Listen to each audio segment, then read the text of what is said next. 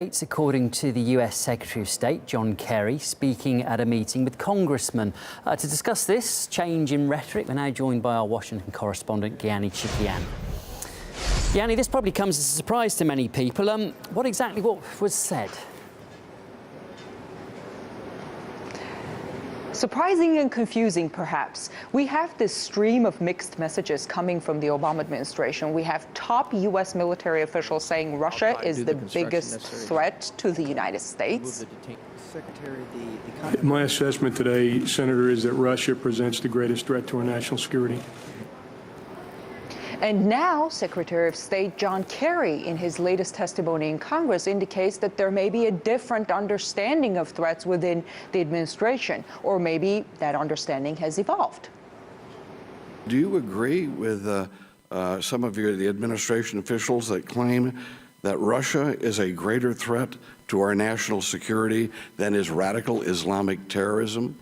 If you wanted me to put on the table the top threat to the United States today in terms of day-to-day life and the stability of the world, it is violent extremism, radical religious extremism. Secretary Kerry also went as far as to challenge the notion that Russia undermines U.S. foreign policy. Take a listen. How did this administration so misread Putin? Let's face it, Putin's been undermining U.S. policy at every turn. If you look, Russia's cooperated with the United States on the Iran agreement.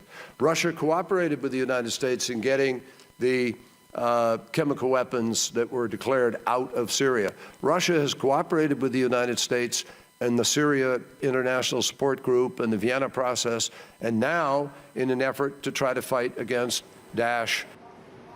This was an interesting, perhaps unexpected pushback against those in Congress who have very hawkish views on Russia.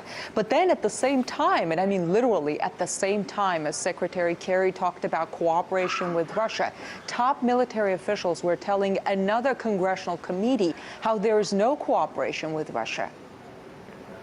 What we now have is clearly not a partner in Russia.